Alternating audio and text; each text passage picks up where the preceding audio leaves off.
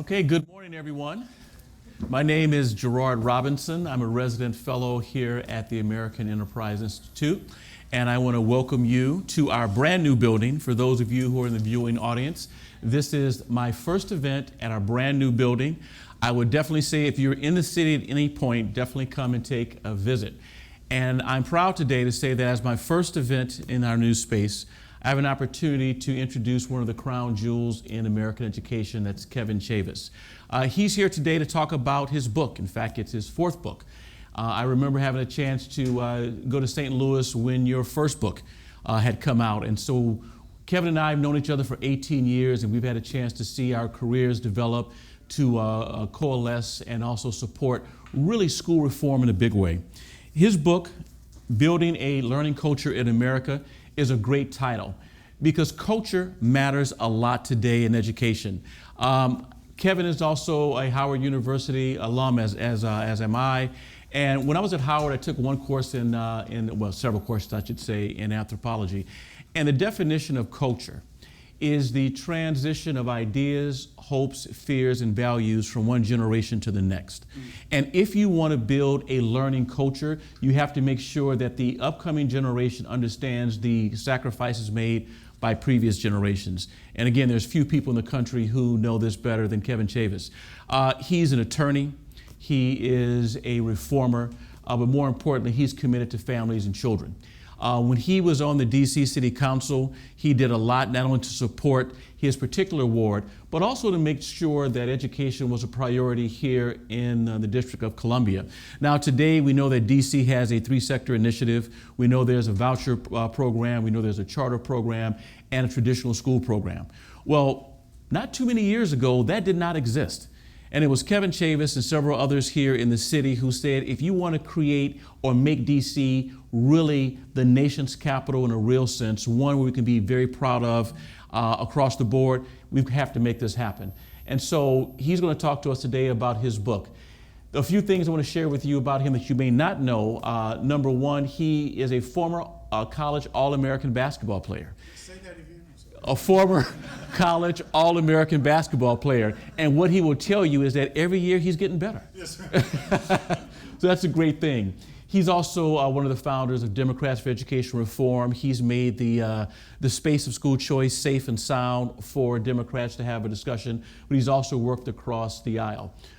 He has the Chavous Group where he's worked there, but he's also done a great job of working with athletes to make sure that they're involved in this space. And so I'm going to turn this over to Kevin. He will speak for about 15 or 20 minutes. Once he's done, we're going to go over to the chairs to my right and have a conversation, and then we will open it up for dialogue.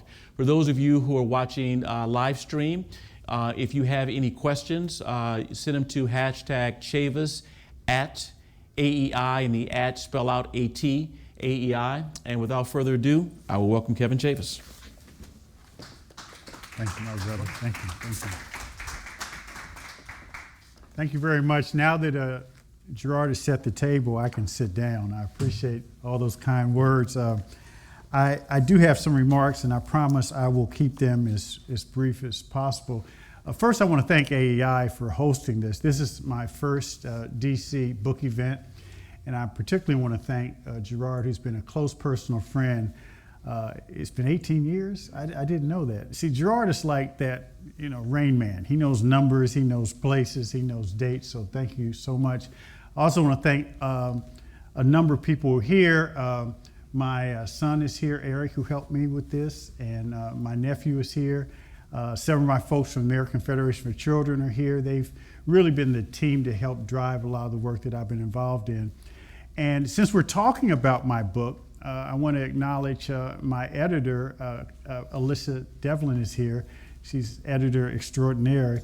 Alyssa knows she cannot share the original draft with you because you are virtually unreadable. So I want to do a couple things. I want to take the time to paint the picture as to why I decided to write this book. As Gerard said, I have written several books, because I'm one of those people that at 2 or 3 in the morning, I just feel like I need to put pen to paper, and every now and then it leads to something that someone might want to publish. But to set the table, I want to use the words of former Education Secretary Arne Duncan about a year ago when he did an interview when he decided to leave office. He said that and asked about the state of American education, he said, education in America is a picture of stagnation. And that is a fact in spite of the fact that we spend more for education, K through 12 education, than any other country on the planet, and it continues to grow. And our outputs at best are marginal or get worse.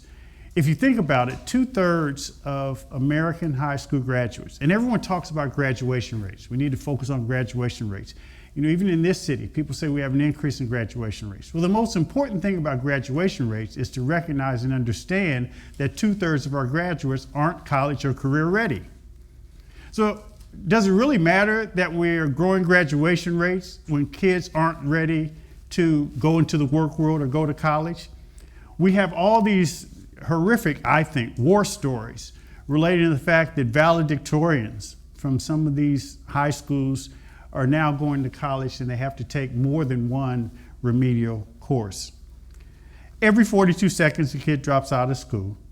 Nearly half the kids of color in this country, particularly if you're in urban America, they drop out of school. And one of the things that Jeb Bush said to me, which I think is extremely profound, is, we used to be the most socially mobile people on the planet. And by that, it's part of that whole American ethos, part of the old American education culture, where if you work hard, pull yourself up by your own bootstraps, you could move from poverty to the upper classes, more than any other place in the world. Where today we're the least socially mobile people on the planet. And what that means is if you're born in poverty here in America, chances are you will stay in poverty and you have less of an opportunity to move up to the middle class or upper class. Now let me break that down for you. For us to be the least socially mobile people on the planet, that means that some kid who's driving a rickshaw in Hong Kong has a better chance to get to the ruling class than some kid in Southeast DC or some barrio in New Mexico or somewhere in the hills of Appalachia. And that's a stark reality that we all need to recognize. I came to understand some of the challenges associated with the educational shortfalls in our country when, as Gerard alluded to, I was on the DC Council. That's frankly how I came to believe so passionately in the power of school choice. And Gerard is right. I mean, people focus on the K through 12 education reform in our traditional system. But the reality is, if you look over the past 20 years, no traditional education system can reform itself from within. And if you know one that has, please raise your hand and come and take the mic. Because it just hasn't happened. The only way a traditional school district will be reformed is through external pressure. And if the last 20 years have shown us anything, it's the best form of external pressure on a school district is school choice. And DC is a textbook example of that, both through our charter school movement, in which we now have over 40%, nearly 45% of our public school kids in charter schools around the country, around the city. And then we have our scholarship program, in which 6,000 kids have availed themselves of private school scholarships, and they have over 90% graduation rate, 90% college scoring rate, and even Kaya Henderson, who is a renowned and well-respected chancellor who's leaving the post here, even she will tell you that, but for the pressure that came from these external forces through the power of school choice, it'd be unlikely that you would have the type of gains that DC Public Schools has had. And when Arne Duncan talks about this picture of stagnation, one thing that frustrates me about that reality when you look at the challenges we have around the country is there is virtually little or no sense of urgency to fix the stuff. I work with AFC and legislatures all over the country. And our tendency is to, as I like to say, study the study and plan the plan, debate the debate, and figure out how we're going to fix schools. But if you are a parent and you have a school-aged child, then there is a greater sense of urgency about today and tomorrow for your child vis-a-vis their education. You don't have the luxury, nor do you have the inclination to want to wait for the system to right-size itself while your child is struggling in a failing schools. And unfortunately, that's the reality for far too many of America's school-aged children and families. So I decided that I was going to put pen to paper on this issue, because even though we see that the power of school choice has worked and the politics has gotten in the way, in terms of growing school choice and growing education reform around the country, I asked the question when I started this process: why is it, if we know that some of these things work, why is it that it's such a struggle to grow these programs? Now, the easy answer is, okay, it's the union and it's, the politics of the day. But that's when I began to look at culture. And Gerard read one definition, because, if you start to probe this very question, maybe we're asking the wrong questions and maybe we're relying on the wrong assumptions. And if you look at culture, another definition I like is culture is a shared pattern of behavior and interactions, cognitive constructs and understanding that are all learned by socialization. Thus, it can be seen as the growth of a group identity fostered by social patterns unique to that group.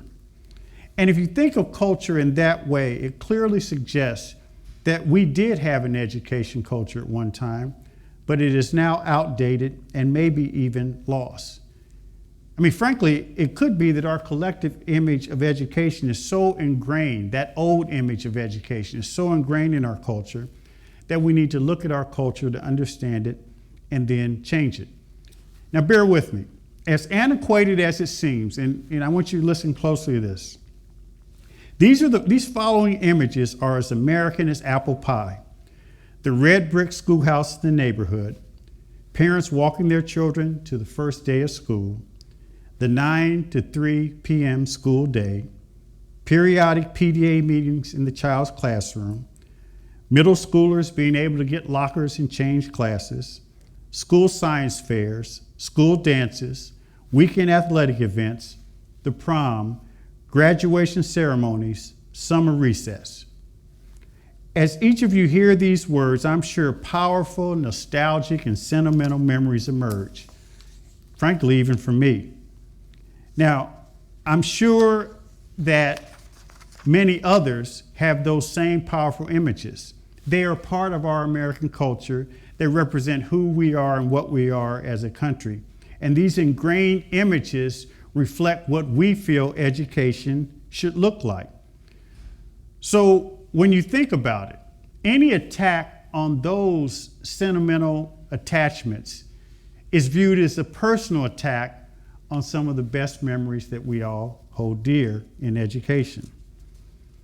But if you also think about it, part of the challenge we have today is all of those memories really relate to schools. And that focus on schools, I think, may be misplaced. Throughout my journey to work on changes in K through 12 education over the past 15 to 20 years, I have found that everything we do in education really is focused on schools. How do we fix them? How do we change them? How do we close the bad ones? How do we get more children in good schools? How do we replicate the good ones? And also school systems. How do we save the school system? How do we change the school system? How do we replace the school system? And in recent years, I felt like this focus on just schools was wrong. And I didn't understand why. Well, in writing this book, now I know. You see, our laser focus on schools and school systems has blinded us to where the real focus should be. And that is the people who send their kids to these schools and the kids that attend these schools. So good schools may make for better students while they're in that school, but the only way to sustain it for the individual is to get them excited about the learning process.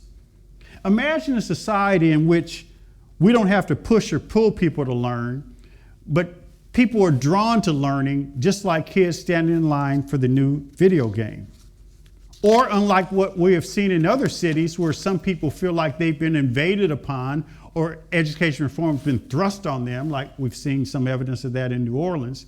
What if a community is so passionate about education, they view learning and the process of learning as important as the air we breathe? Now, is that unrealistic? Well, I don't think so. Because most other countries that are doing better than us educationally have created this environment where education is front and center. These other industrialized nations, they don't have an entrenched educational establishment that reminds them of the sentimentality associated with the past. Rather, they are focused on the excitement associated with the prospects of learning in the future. These nations value each and every child, and they understand the need to invest in them.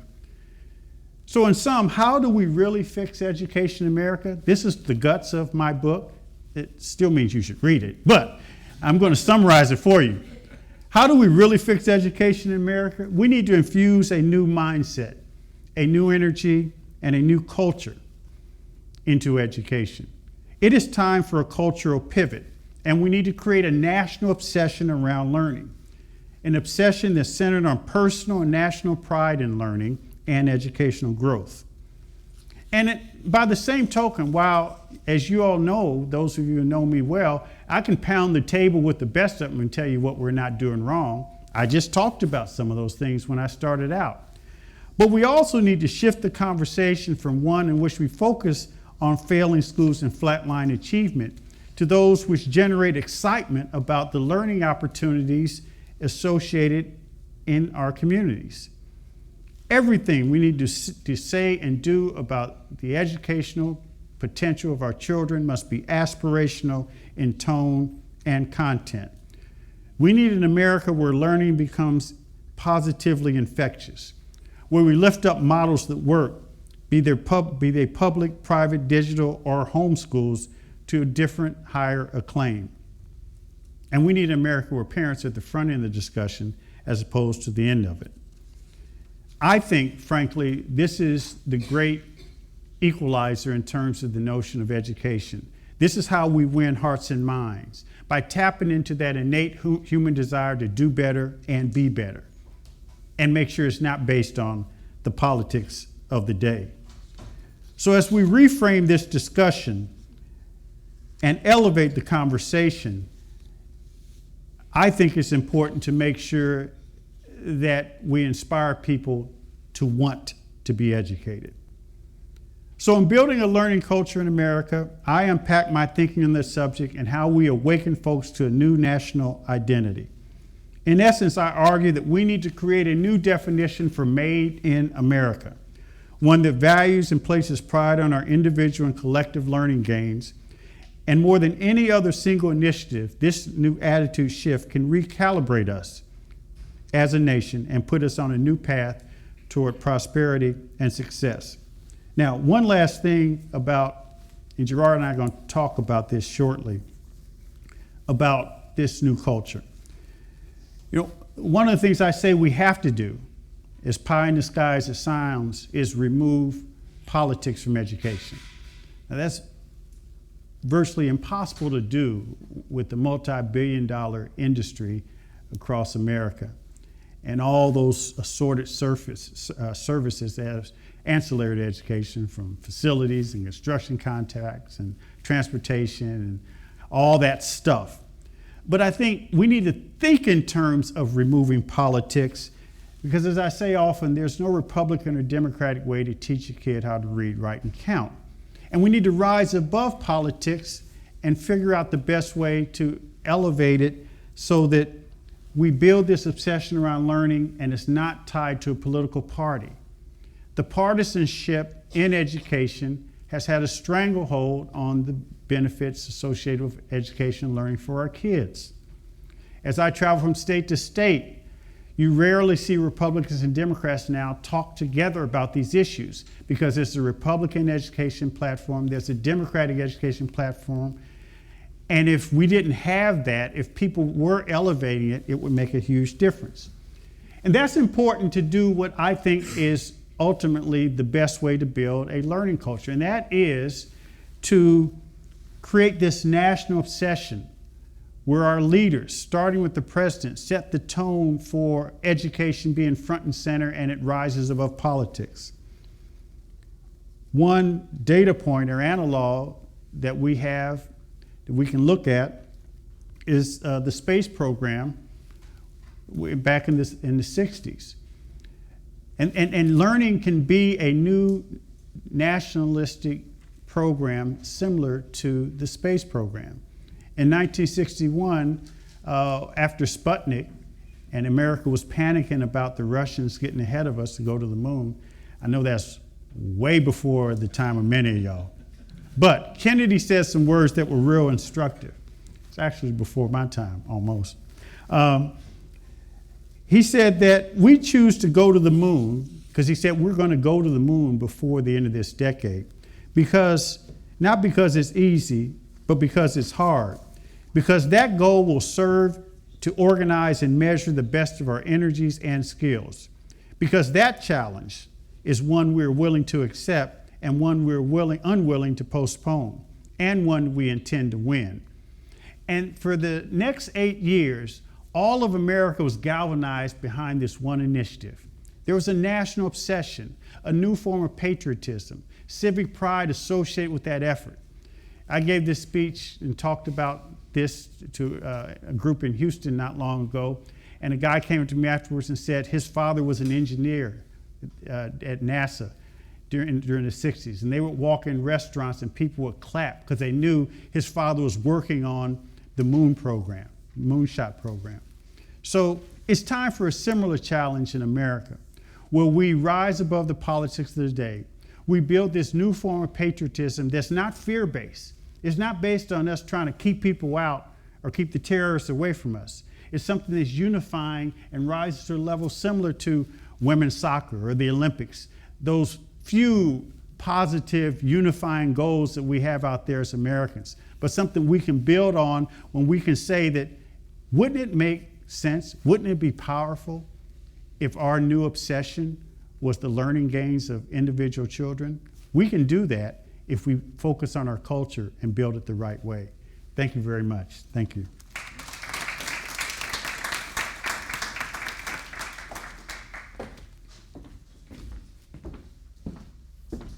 This is a seat here. All right. All right. So learning culture. So we know a great deal about your background in terms of a lawyer, national leader in school reform. You talked about the importance of culture. Tell us a little bit about a learning culture in your own home and where you grew up. Well, you know, it's interesting, and Gerard's read the book, so these questions are timely. When I began this process, Gerard, I looked at my own experience, and it struck me that I had a learning culture in my own household. Mm-hmm. My father was the first in his family to go to college, grew up on a farm in Aiken, South Carolina, walked to a one-room schoolhouse, 7 miles each way. He used to say uphill both ways, but knew that wasn't the case. I like to tell the story that we've been hearing these stories about 7 miles each way for so many years that when I was in college, we sat him in the back seat, me and my 3 siblings, and we knew where the family farm was, we knew where the one-room schoolhouse was, put the odometer on 0. We went, and it was 7.1 miles, and I was like, golly. And he said, see, you all don't listen. I said, we should have never brought him when we did that test. But, he went to college at 15, South Carolina State, was a chemistry major, was in the service, ended up in Indianapolis where I met my mother, and she had attended Butler University, and her father was one of the first physicians in the state, and black physicians. And then my father went to pharmacy school in Indiana at Butler, became one of the first black pharmacists. We had a corner drugstore, And we grew up in a household where we would have these conversations. I mean, I remember the two most exciting things when I was young that I remember was getting my library card, my NAACP card. You know, because it was during that time my mother would take us to these rallies, and my father would say, you know, if there's a book written about everything. So during the Civil Rights Movement, you know, when other people were ready to fight, he would say, just read this, and he'd give me all these books to read, and we'd talk about it. And so I became this student of learning without even knowing it, because it was fun. It was a way to identify with my family. And all of my siblings did the same thing. And when my son is here, and Eric, you know, and my oldest son, Kevin, you know, I kind of replicated that, where we would have these conversations about things and talk about it. You read a book, you talk, and you learn, and you grow. And I think that it became second nature to me. I was fortunate, but it wasn't until I got out of school that I realized how rare that was. But as I travel around the world, I have seen that that's exactly what these other countries are doing. They're not tying learning and growing to test scores or, you know, outputs that you can quantify through data. All that's important. You know, they make it fun. They make it cool. And you find that you can engage in some intellectual rigor once you enjoy it. And you don't even know it's rigor, because you're just appreciating the prospect of learning. And I think with technology now, we have a huge opportunity, because so many things you can tie to the fun associated with technology. But I was fortunate to grow up in that kind of household, and you know, we've tried to pass it on. You mentioned South Carolina and NAACP. It reminds me that a member of the Briggs family, who was a part of the original Brown v. Board of Education case, recently died. And Ruby? I can't remember. I knew you. Yeah, yes. I guess the male. Okay. In it, and in fact, we had one of their family members here for our event. And so today we know the NAACP's got a very different stance on charter schools and possibly that you do. Learning culture at that time, learning culture today, how can school choice keep alive the learning culture of your mom and your dad without forgetting what it was like, let's say, on the other side of the flood? Well, I think, frankly, the NAACP, and as much as I supported them in the past, and I support Black Lives Matter and what's going on there, I think it's abysmal to have American citizens gunned down in the way they are. But I don't want to get in that discussion. But I think they're horribly wrong when they try to talk about moratorium on charter schools, or we need to not have school choice. I wrote an op-ed that was in Black Enterprise magazine, and my view is this: I don't think any one group should tout themselves as the education decider or the gatekeeper for Black parents or brown parents or white parents' education. You should, I mean, for them to say you can only send your kid to this school, I mean, that's a new form of Jim Crow. I mean, what gives any group the right to designate for parents what are the best education opportunities for them? And I think the way you bridge that gap is that part of the beauty of the civil rights movement is it was telling America you need to think expansively, not constrictively, right, as it relates to issues of color and class and education. And in effect, what the NAACP today and Black Lives Matter and others who are weighing in on this education charter school moratorium stuff, they're trying to constrict these opportunities for parents, which flies in a whole different direction than having a learning culture that is expansive and innovative and creative, and you throw everything out there. I mean, that's what we need. We don't need to be thinking narrowly, particularly with the education and technology opportunities that are available to us. And that's my problem with folks who are sort of closed-minded. And I think if they understood history, they would know that the issue of school choice is exactly the type of thing that the civil rights movement was all about. And that's why some of the civil rights leaders from that time, from Dr. King's lawyer to Martin Luther King III, his son, his wife, Coretta King worked with, and Dorothy Height, legendary civil rights figure, worked with John Walton and Ted Forsman on some of the first scholarships. I mean, they understood that. They knew that less is not more when it comes to the education of our children. And I think these groups should understand that. You made a good point about too many of our students finishing high school, we throw confetti, and yet they go to college in need of remediation. I know as early as 2011, the state of Florida had spent $185 million annually on remediation for students who, A, we promised them they had a high school diploma that was college and career ready. Number two, we promised taxpayers that, yes, students would get out in 4 years. Part of the 6-year push for graduation is driven in part by the remediation. What can we do from a learning culture standpoint to address that? Well, look, I think that we have gotten so focused on the numbers game, and even for superintendents and principals, everything is so, data driven. So they say, we're going to look at your test score numbers, we're going to look at your graduation rates, and the way you will be judged will be based on that. And there's part of that is okay, but the reality is that if people, those schools that I visited, I'm sure you've seen this as well, where kids enjoy learning, then teachers and principals spend less time on test-taking preparation because they know the kids are going to get it. I mean, I was at the Oaks School in Oaks Academy in Indianapolis, and it happens to be a private school, and they have some of the best test scores in the state. Well, the kids are in a learning environment that's positively infectious. Mm-hmm. They work in groups, they work individually, they love what they're doing, and they're blowing it away. So I ask the question I always ask when I visit schools, how much time do you spend on test taking? We really don't spend any time. We tell them when the test is, we send a note in the day before, but we know the kids know the stuff because they're enjoying it, and it's cool, it's fun, and they're doing well. I think what has happened, we have spent so much time drilling down, like these teachers are, next week test preparation, and the kids just drill and kill regimen.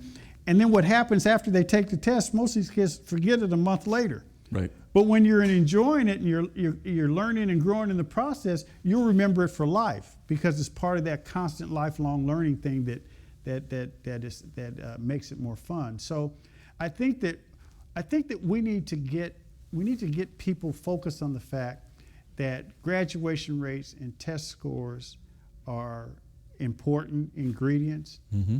But we need a learning culture index, okay? I'm creating a new one, okay? I'm gonna work with some data folks. I'm gonna create a new variable on how we measure schools.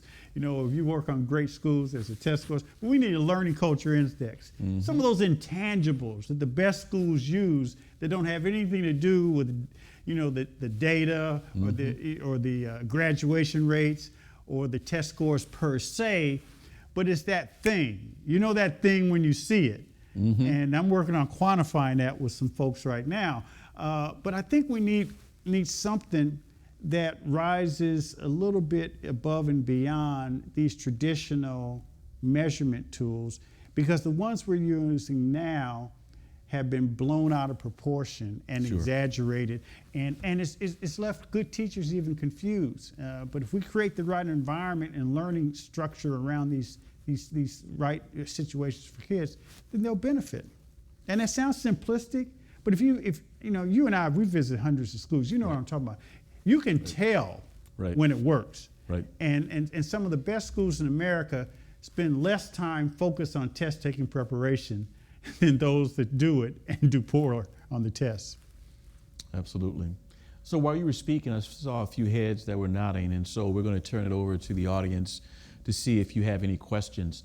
We have two things we ask here at AEI. Number one, tell us your first and last name and affiliation. And number two is make sure you ask a question, not give a speech. And so one other thing, Gerard, I want sure. to acknowledge the folks from Serving Our Children. I'm chair of the board, and they actually are the administrators of the DC Opportunity Scholarship Program. So thank you all for being here. I see them back there. They do a terrific job in getting these kids ready for, getting families ready for their scholarships. And to show you this was serendipity, I didn't know that you had someone here from the Opportunity Scholarship Program, because that's actually a follow-up question that I have later on. So questions, I'll start back here. Yes. Yes, ma'am. Good morning. Nora Carroll from Carroll Creative. One of the things that's changing higher educational institutions is the rapid growth of the adult student market. Adults know they're consumers and are pushing institutions into getting it. Sir, do you see any examples of consumer thinking in K through 12? Well, yeah, I think there's a lot of consumer thinking in K through 12, but it's been stifled by the status quo.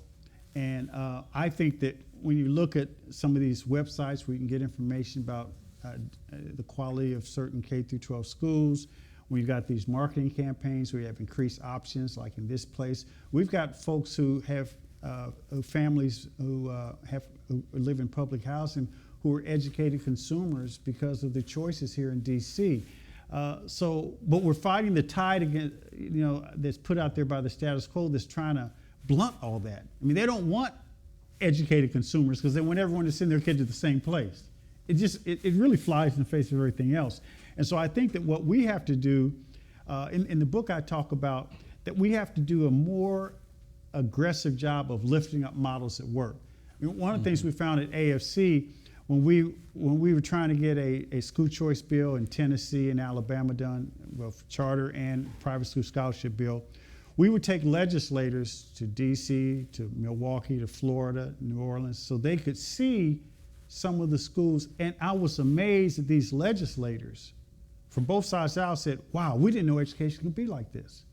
So, we have to be more aggressive in lifting up the models that work and showcasing them, because people, as I say, they don't know what they don't know. But if they realize, wow, you mean you can have this kind of environment, this kind of school, and kids really like this stuff, I think that will help sort of foster a more consumer-driven market, because people will fight, parents will fight for things they know will help their kids, but they're not going to fight for something they don't know is even there. And I think that's one of the biggest challenges we have.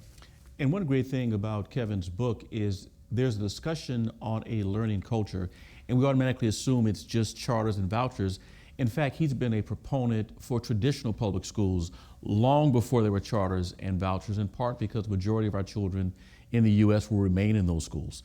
And so that's part of the dynamic. So when we talk, it's not always, either or. Yeah. It's the conjunction and. Yeah, and I think, frankly, the politics of the day has put parents in an either or box. When you're trying to navigate, you say, well, I want this, you say, look at this, and I'll say, oh no, you're against public schools. So America now has been forced to be divided on education like we are politically. Right. It shouldn't be like that. Right. It shouldn't be either or when it comes to the education of our young. And you're right, I mean, I went to great ends I gave examples of 3 specific schools that have learning cultures, one traditional public, one private, and one public charter. And then I focus on the Lindsay School District at the end, which is a poor, predominantly migrant farming community between Bakersfield and Fresno, and I spent a couple days there. And they've built an entire learning culture that's totally driven by personalized learning for each of the students. It's an amazing thing to see, and I unpack their story at the end of the book. Question? Hey, Kevin, Matt Friendaway with AFC. I'm not going to give you a softball, though. I was going to say softball. Kevin's on our board, so full disclosure. But, my question actually is, it's easy to say, take the politics out of it. That's, I think you've been saying that for years. But if you really want to change the culture, you're going to have, we have to deal with the political reality that there is a entrenched establishment. It's easy to point to the union, but it's much broader than that. Yes. Especially if you get to Oklahoma, red states, it's the school district association. How do you fix that gulf between wanting to address the culture, but recognizing that one of the biggest obstacles is a political impediment? Yeah, no, that's a great question. And I think, because I say take the politics out, and it says, okay, he's not even realistic, let me tune out. But this is how you do it. Something that the movement's done a poor job of doing. We've got to go to the people. I mean, it's funny, every major school choice legislative initiative in America, every major school district reform initiative usually puts community engagement at the end. Mm-hmm. So let's get the policy straight. Let's find out who the political leaders are, the business community, who's going to be our sponsor, and blah blah blah blah blah. Oh, wait a minute, the vote's in a couple months. Can we get some folks out? Who do we talk to in the community? And I think that we need to put the parents and the people at the front end of the discussion. Now, Matt has been very helpful and one of the driving forces at AFC on our Athletes and Celebrities Initiative. That's where that came from. Because our view was, if one way to engage the people and go directly to them and get them to look at things differently is to use trusted voices that champion the cause. Right. And let me give you a quick story. This is so funny and it's so true. At AFC, we do a lot of work in Indianapolis, and we had we gave an award working with the local urban league, the Indianapolis Urban League. We gave awards to schools that were doing a great job, with kids, and we purposely gave award to traditional public schools, charter schools, and private schools. There are about 15 schools, 4 or 5 from each of the sectors. And they were so excited. The Urban League, the room was packed, and we had all these principals, and even Indianapolis Public School Superintendent came. So we bring Lisa Leslie, the basketball player, in to speak. I speak, and I start talking about choice, because I have this audience, and I believe in, you're here, I'm gonna tell you what I think. So I see all these folks, some of the traditional school districts, folding their arms like this. Lisa Leslie is even stronger. We need vouchers. We need more for kids. And then they're celebrating, clapping, they're taking pictures with her. The superintendent wants to take a picture of her. And I said, wow, she said it even more aggressively than I did. But because of her celebrity status, she even had the superintendent, clamoring to take a picture with her. So I think that we need to go more to the people, the front end of the discussion, and then we need to use these trusted voices to lift it up. We've seen the same thing with Jalen Rose and his charter school. I was in Detroit the other day, and they were talking about that. Pitbull now has his own school. When he talks about it, at Pitbull's charter school in Miami, they had kids who were forging their parents' signature and taking 2 or 3 bus transfers to sign up for his school because it was his school. Right. And when I visit the school, kids are all like, yeah, we want to do good because, if I do well, in my class, and I'll get a chance to have dinner with Pitbull. Boom. And it just changed the whole dynamic. And I think there's this sort of healthy mix of showcasing what works, but also using the right messengers in the process. Yes, ma'am.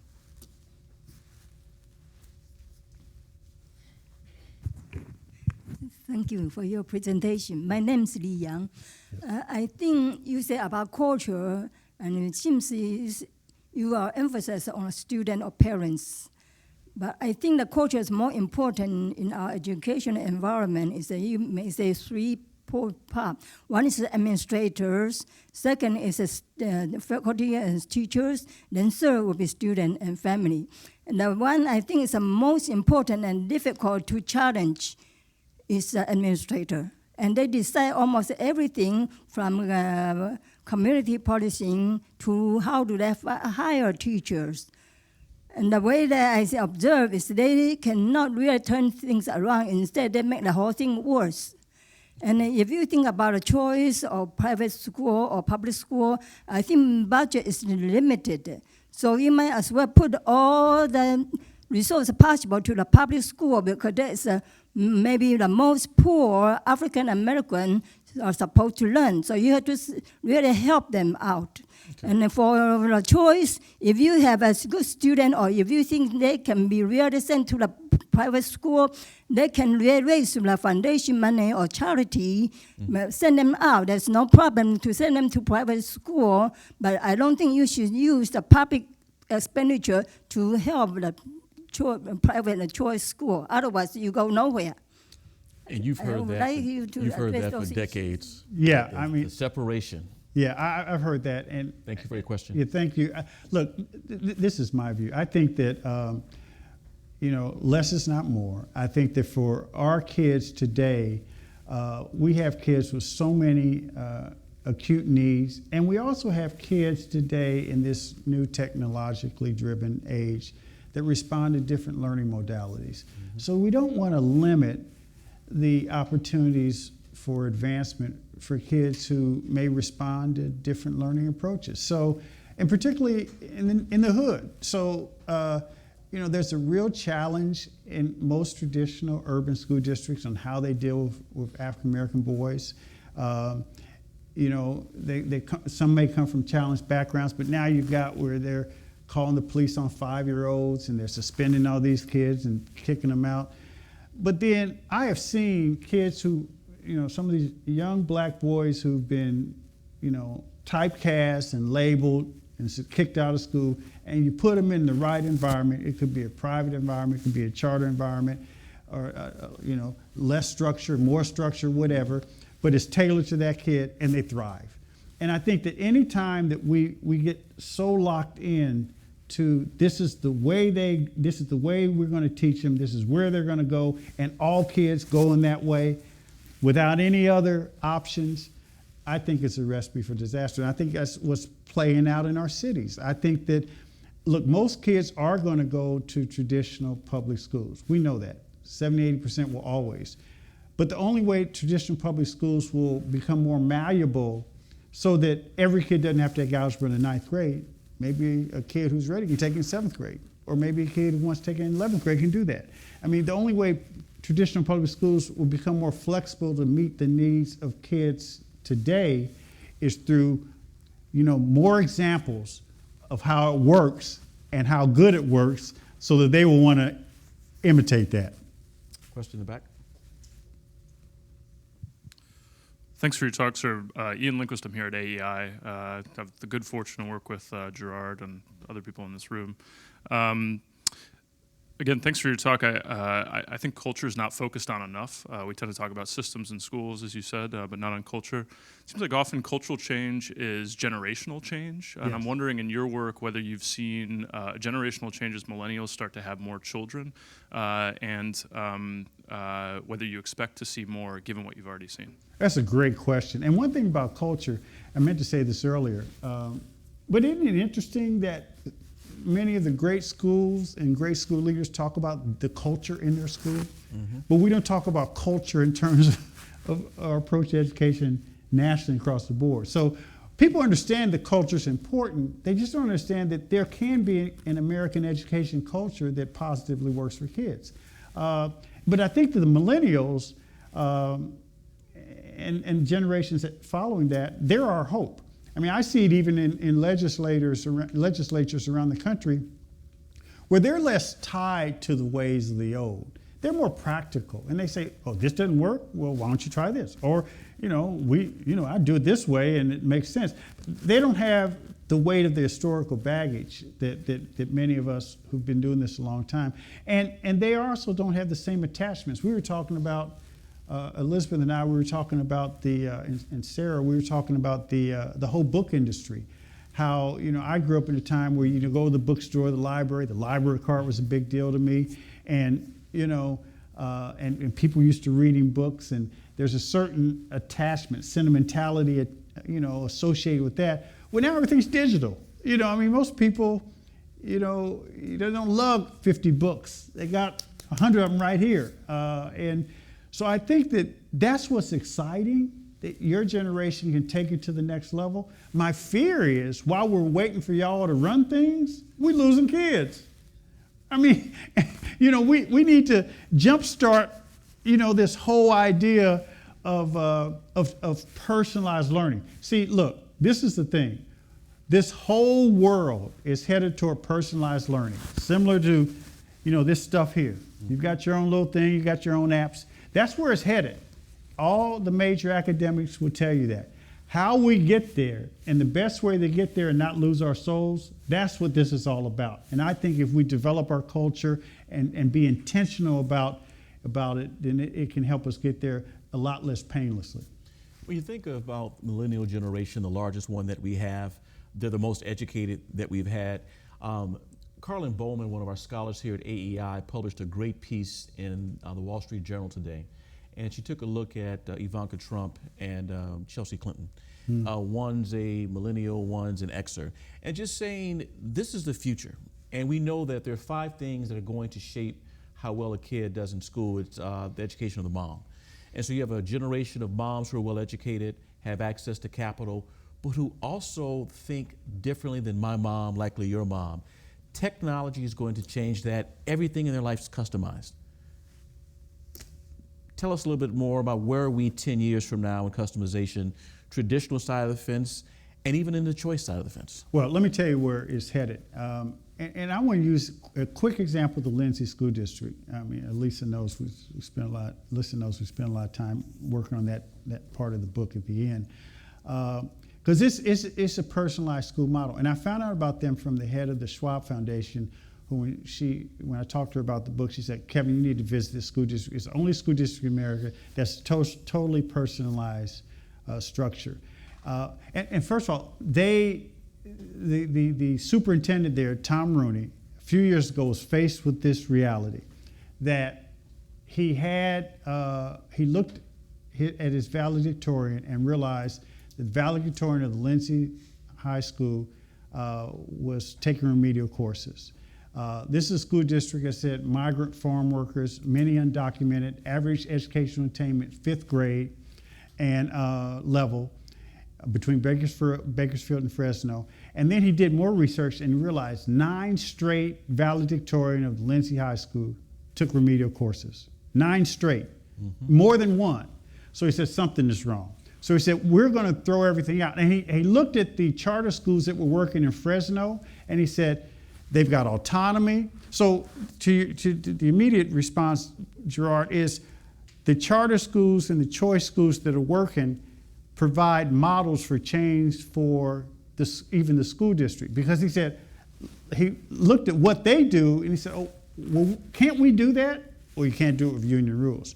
So this school district of 4,000 people, 14,000 citizens, he just threw everything out. He said, we're gonna have a town meeting, and he asked everyone to come, and the first Saturday is 14,000 people, 2,000 people showed up.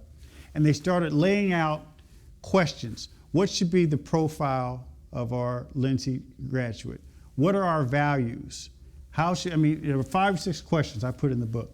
They met for over a year and they came up with the Lindsay School Plan. And they said, look, we're going to have a personalized learning system where kids can work in groups or work individuals. And the other thing we're going to do, we're going to throw out grades. No grades at all. And we're going to have a sheet where these kids know what for English, for history, every subject, and they check a box. And they have to demonstrate mastery or proficiency before you check the box. And they work on computers, they wired every home. Because it's a rural area, but because the community bought in, they had to knock on neighbors' doors to get the communities wired. They got them all wired. And now you've got kids after 7 or 8 years, all they know is the Lindsay School District experience, totally personalized learning, no grades, higher test scores. They didn't focus on tests, but they got higher test scores, better graduation rates, more college acceptances and college matriculation. And not only that, I asked them, what about the no grades in these colleges? They said they love it because they know that these kids are doing well in the tests, and there are other ways that they can evaluate these applicants. So I think over the next several years, you're going to see first small school districts, but you're going to see more and more school districts because of the exposure to the autonomy associated with some of these choice and charter schools. You're going to see more and more school districts start to follow this plan because this personalized learning model is where it's headed. And when we really start to look at why other countries are outpacing us, this is why. Because they're adopting the same kind of thing in their own form. And I think it's exciting. I tell you, I would urge, if you ever get to that part of the world, I was so blown away and so pumped up in talking to the teachers. Oh, and by the way, the union, they had to fall in line. Because when they brought in, they had the Lindsay plan, they said everyone has to adopt it. And the union and the administrators ended up adopting. They have things like Healthy Start on each of their campuses. They have a mix of social services to help out. They've got GED programs, but it's a total holistic environment that works well, and because they built it from the ground up. The first thing he says is, if he had had like the school board do a blue ribbon panel, it would have never worked. But it was organic.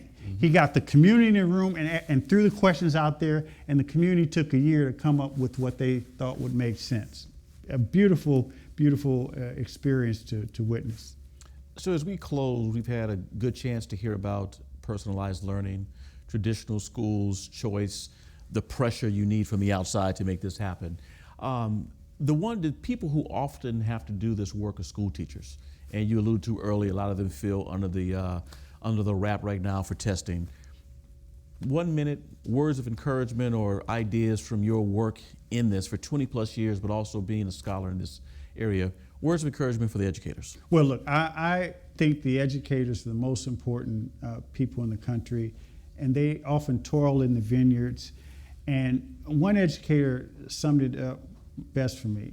He said, look, you know, the reason why I do what I do is I do believe that all kids can learn. And I think that as we get to this learning culture and this new personalized learning, which eventually is going to take hold, I think that we have to be guided by that. I mean, and the great teachers understand that and appreciate that. I think that there's still this lingering thing out there that some kids can't learn. Maybe them kids in the hood, that's why they need to be tracked this way or some. And I think that, you know, learning doesn't mean college degree. It could be some vocation, but I think what we need, the bottom line is all these kids have value. They all have a purpose. And our main job is to not snuff out their purpose before they get a chance to realize it. And I think for the great teachers who do that every day, they should be committed, and they should know that their value will continue to be important to the lifeblood of the country, particularly as we build this culture of learning that I think will set us apart from everyone else. So, given your work in D.C., I want to just close with the culture of learning, particularly in the nation's capital. There was a school, high school, founded in 1870, which later became Dunbar High School. that's right. Better known as M Street High School. And there's a book about that great school now.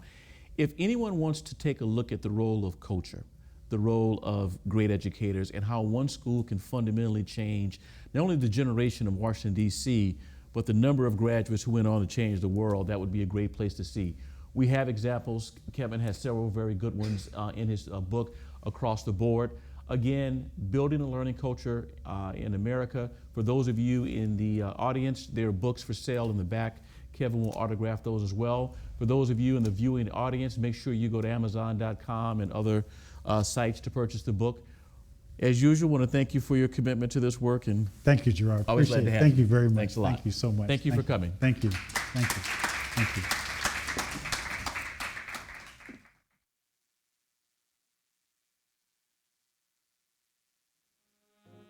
Thank you.